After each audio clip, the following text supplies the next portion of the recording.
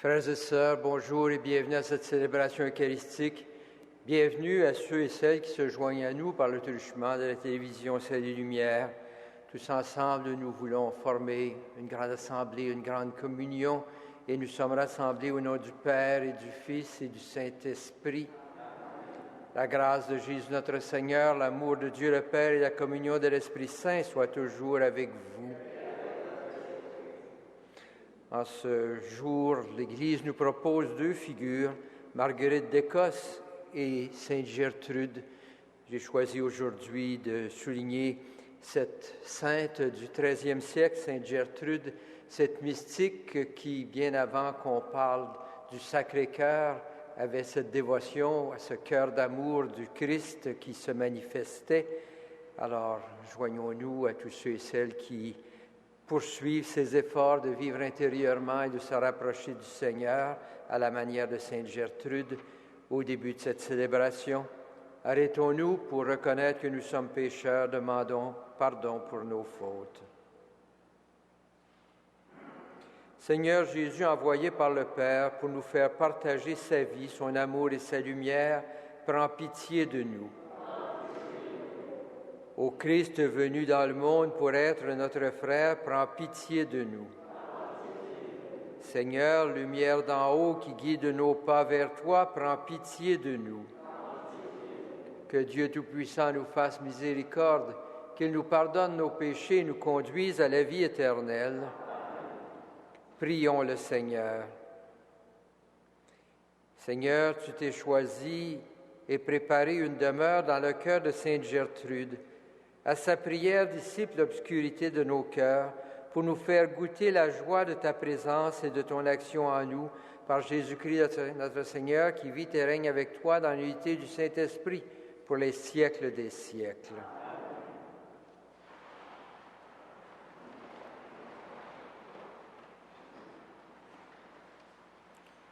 Lecture de la deuxième lettre de Saint Jean. Moi, l'Ancien, je m'adresse à toi, l'Église, reine choisie par Dieu. J'ai eu beaucoup de joie à trouver parmi tes enfants des hommes qui vivent dans la vérité selon le commandement que nous avons reçu du Père. Et maintenant, Reine, je t'adresse une demande.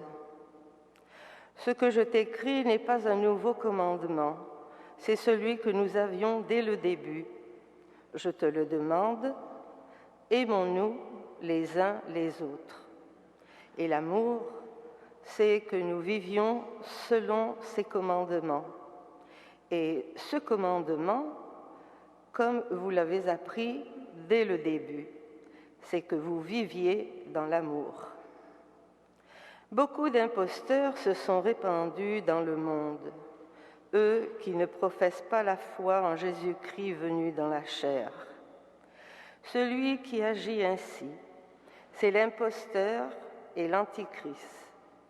Prenez garde à vous-même pour ne pas perdre le fruit de votre travail, mais recevoir intégralement votre salaire. Celui qui va de l'avant sans rester attaché à l'enseignement du Christ, celui-là se sépare de Dieu. Mais celui qui reste attaché à l'enseignement, celui-là trouve le Père et le Fils. Parole du Seigneur.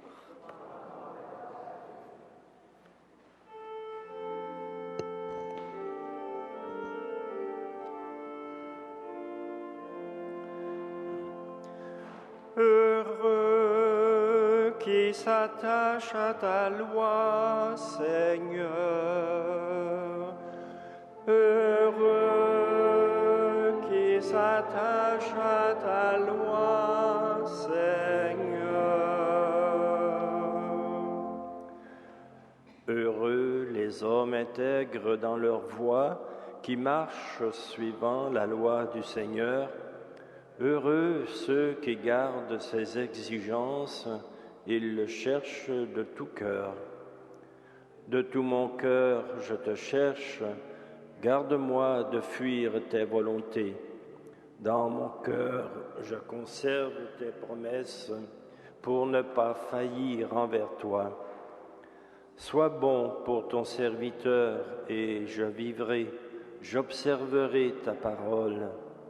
Ouvre mes yeux, que je contemple les merveilles de ta loi. Heureux qui s'attache à ta loi, Seigneur.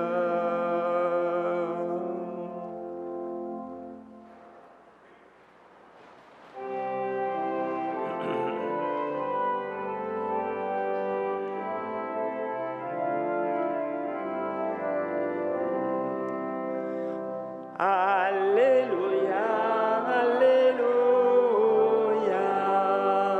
Alléluia, Alléluia.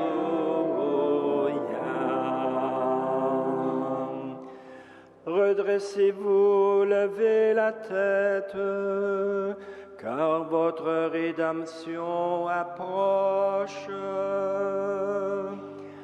Alléluia.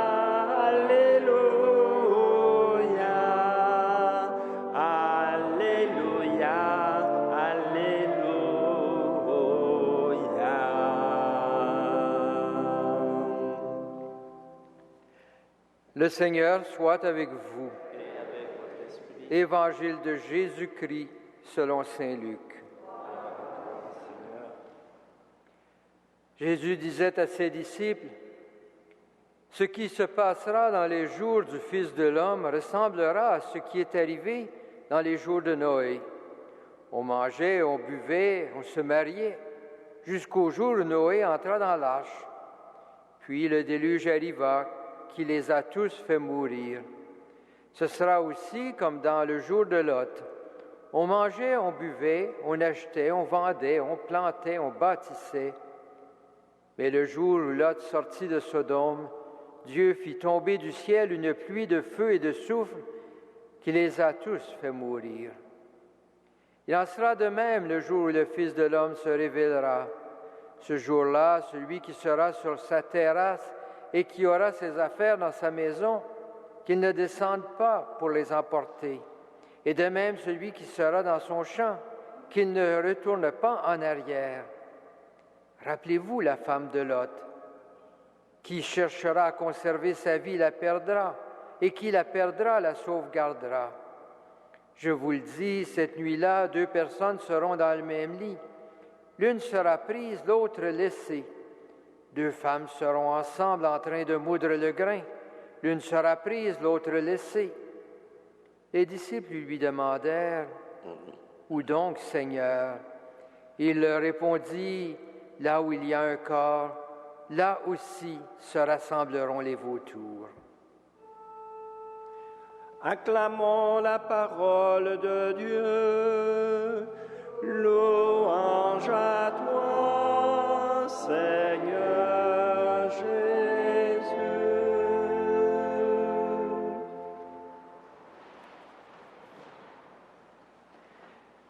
Frères et sœurs, à mesure que nous nous approchons de la fin de l'année liturgique, nous retrouvons ces grands textes qui parlent de la fin, mais qui parlent aussi du sens de toute vie. Nous gardons tous en mémoire des événements tragiques qui ont frappé diverses régions du monde. Récemment, c'était l'ouragan Sandy, le tsunami qui a frappé le Japon, le tremblement de terre en Haïti. Au temps de Jésus, on avait même inscrit dans la tradition écrite certains de ces événements qui avaient profondément marqué les gens. On parlait encore de cette inondation dévastatrice qu'on a appelée le déluge. On parlait de cette éruption volcanique qui avait détruit la ville de Sodome. Et dans l'Évangile d'aujourd'hui, Jésus reprend ces images, des images connues, des images qui font partie de l'univers mental des gens. Ces 2 tragédies invitent ses interlocuteurs à saisir l'importance de toujours être préparé, d'orienter sa vie vers ce qui est essentiel aux yeux de Dieu. Dans ces moments tragiques, les gens était centré sur les activités de chaque jour. On mangeait, on buvait, on achetait, on vendait, on plantait, on bâtissait, on se mariait. Et voilà qu'un événement tragique arrive, vient tout remettre en question, vient tout détruire, ce qui faisait la vie quotidienne et nous fait prendre conscience de la fragilité de ce qui fait notre vie quotidienne. L'Évangile, bien sûr, ne condamne pas ces activités importantes pour la vie, mais le texte nous invite à placer ailleurs l'essentiel de notre vie. Pour suivre Jésus, les disciples doivent s'orienter vers une dimension qui ne peut pas être détruite par un tremblement de terre, par une inondation. Ils doivent accepter de suivre Jésus. Ils doivent apprendre à faire ce choix et à mettre ce choix au cœur de leur vie, sans se retourner en arrière. En proposant ce texte, l'Évangile parle à la communauté chrétienne, celle de la première communauté qui accueillait l'Évangile, tout comme celle d'aujourd'hui. Le texte nous dit, si vous avez accepté de suivre Jésus, il ne faut pas retourner en arrière, il faut garder le cap sur cet engagement que vous avez pris. Il faut demeurer fixé sur celui qui est devenu le centre de votre vie, sur sa vie, son message, son évangile. Il faut vivre tendu dans un effort constant pour suivre Jésus jusqu'au jour de son retour. Et au début de la deuxième lecture, de deuxième lettre de Saint Jean, que nous avons entendue dans la première lecture, Jean nous invite à découvrir que suivre Jésus, c'est mettre au cœur de notre vie cet appel à l'amour. Son commandement, nous dit Saint Jean, c'est que vous viviez dans l'amour. En vivant dans l'amour, l'être humain est toujours prêt pour le jour du Seigneur. Ce qui importe, ce n'est plus les activités quotidiennes, mais c'est l'amour de l'autre qui est au cœur de nos activités. La grande difficulté, pourtant, c'est de comprendre ce que c'est que vivre dans l'amour, de comprendre ce que ça exige de nous jour après jour. Bien sûr, ce n'est pas simplement avoir tous les jours un sentiment d'amour au cœur de nos relations, mais plutôt avoir au cœur de notre vie ce désir de faire tout pour le bien des autres, donner sa vie en demeurant attentif aux besoins des autres, en pensant constamment à ceux qui nous entourent, à leurs besoins, à leurs souffrances. Ici, l'exemple de Saint Frère André peut nous aider, nous inspirer, jour après jour, et même parfois à longueur de nuit dans la prière. Frère André portait son amour pour les autres et faisait de cet amour, de cette compassion envers les autres le centre de sa vie. Il était constamment préoccupé par les souffrances des autres et il voulait demeurer à leur service. Voilà ce qu'est le commandement d'amour, être constamment accueillant à l'autre, prêt à l'aider, prêt à dépenser son énergie pour l'autre. Avouons-le, tout comme au temps du déluge, tout comme à l'époque de Sodome, notre vie est aussi remplie de ces préoccupations quotidiennes. Pourtant, notre rencontre du Seigneur nous invite à remettre au centre de notre vie ce désir de faire tout ce que nous avons à faire dans notre vie quotidienne, mais en plaçant l'amour de l'autre, la compassion, l'accueil de l'autre au cœur de toute notre vie.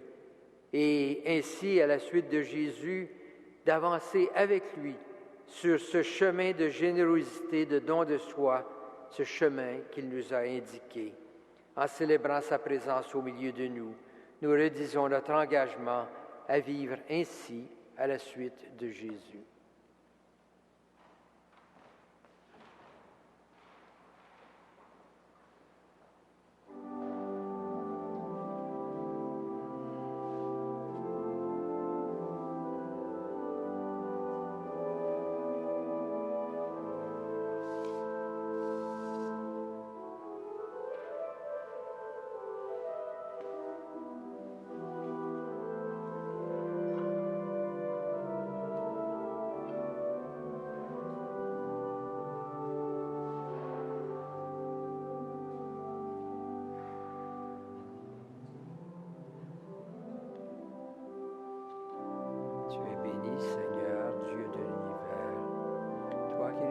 ce pain, fruit de la terre et du travail humain, nous te représentons que ce pain soit pour nous le pain de la vie.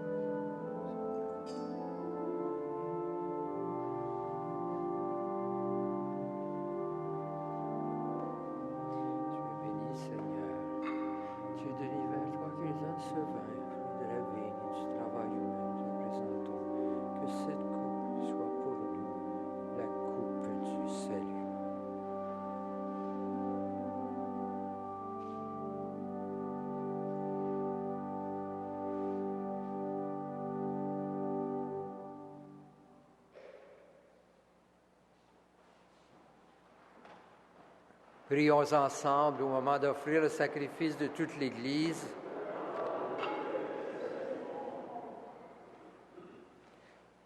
Accepte, Seigneur, comme un hommage de tes serviteurs, l'offrande que nous déposons sur ton autel en cette fête de Sainte Gertrude.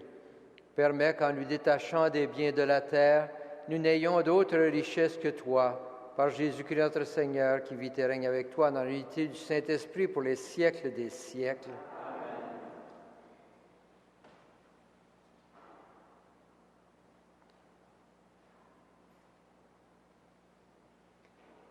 Le Seigneur soit avec vous.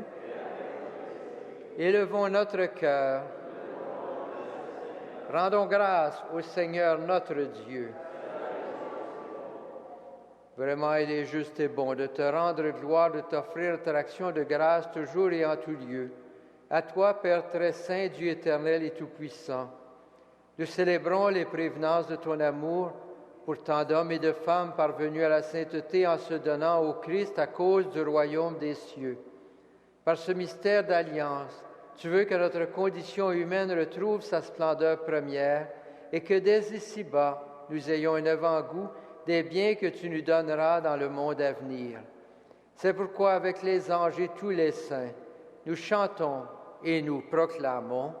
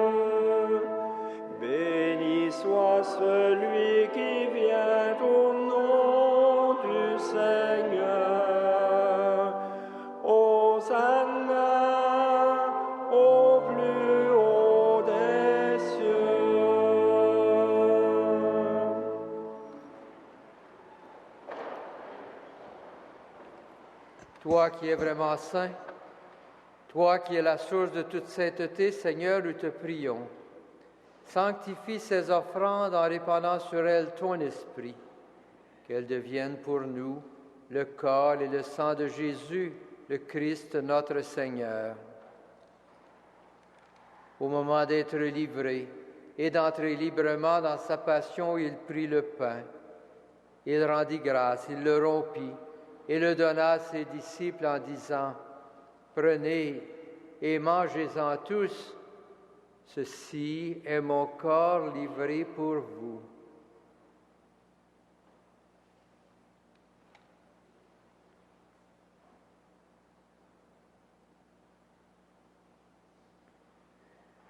De même, à la fin du repas, il prit la coupe de nouveau, il rendit grâce et la donna à ses disciples en disant, « Prenez et buvez-en tous, car ceci est la coupe de mon sang, le sang de l'alliance nouvelle et éternelle, qui sera versé pour vous et pour la multitude en rémission des péchés. Vous ferez cela en mémoire de moi. »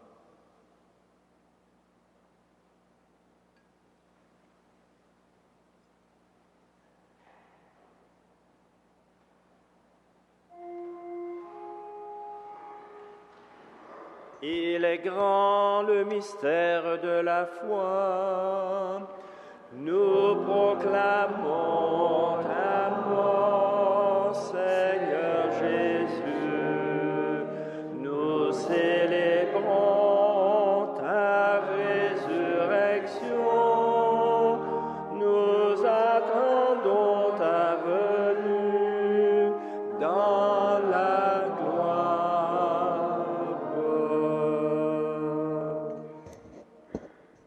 Faisant ici mémoire de la mort et de la résurrection de ton Fils, nous t'offrons, Seigneur, le pain de la vie et la coupe du salut. Et nous te rendons grâce, car tu nous as choisis pour servir en ta présence. Humblement, nous te demandons qu'en ayant part au corps et au sang du Christ, nous soyons rassemblés par l'Esprit Saint en un seul corps. Souviens-toi, Seigneur, de ton Église répandue à travers le monde. Fais-la grandir en ta charité avec le pape Benoît, notre évêque Christian, et tous ceux et celles qui ont charge de ton peuple. Souviens-toi aussi de nos frères, de nos sœurs qui se sont endormis dans l'espérance de la résurrection et de toutes les personnes qui ont quitté cette vie. Reçois-les dans ta lumière auprès de toi. Sur nous tous, enfin, sur ceux qui se confient à nos prières, nous implorons ta bonté. Permets qu'avec la Vierge Marie, la bienheureuse Mère de Dieu, avec Saint Joseph, son époux, avec les apôtres, avec Sainte Gertrude, Saint Frère André et les saints de tous les temps qui ont vécu dans ton amitié, nous ayons part à la vie éternelle et que nous chantions ta louange par Jésus-Christ, ton Fils bien-aimé. Par lui, avec lui et en lui, à toi, Dieu le Père Tout-Puissant, dans l'unité du Saint-Esprit, tout honneur et toute gloire pour les siècles des siècles.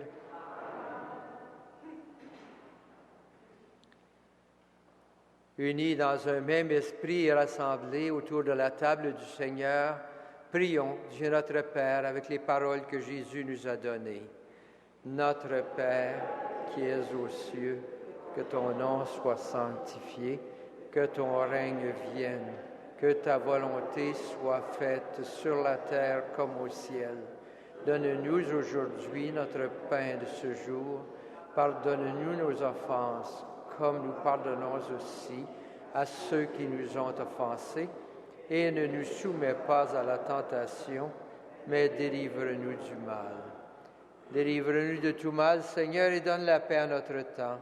Par ta miséricorde, libère-nous du péché. Rassure-nous devant les épreuves en cette vie où nous espérons le bonheur que tu promets et l'avènement de Jésus-Christ, notre Sauveur.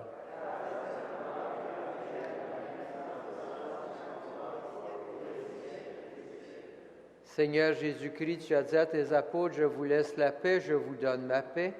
Ne regarde pas nos péchés, mais la foi de ton Église. Pour que ta volonté s'accomplisse, donne-lui toujours cette paix et conduis-la vers l'unité parfaite, toi qui règnes pour les siècles des siècles. Que la paix du Seigneur soit toujours avec vous. Agneau de Dieu, qui enlève le péché du monde, prends pitié de nous. Agneau de Dieu, qui enlève le péché du monde, prends pitié de nous. Agneau de Dieu, qui enlève le péché du monde. Amen.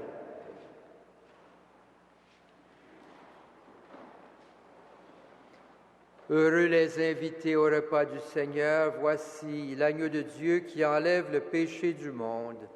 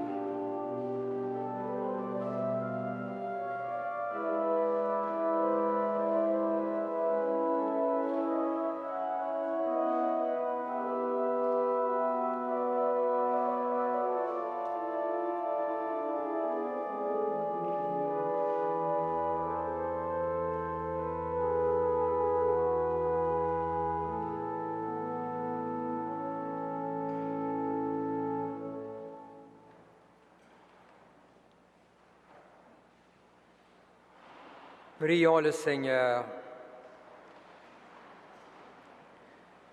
Par la puissance de cette communion, Seigneur, conduis-nous toujours dans la voie de ton amour, comme tu fis pour Sainte Gertrude. L'œuvre de salut que tu as entreprise en nous, poursuis-la jusqu'au jour du Christ, lui qui règne avec toi dans l'unité du Saint-Esprit pour les siècles des siècles. Le Seigneur soit avec vous. Que le Seigneur, le Dieu Tout-Puissant, vous bénisse, le Père, le Fils et le Saint-Esprit. Frères et sœurs, que Saint Joseph, Saint Frère André vous accompagne. Allez dans la paix et dans la joie du Christ.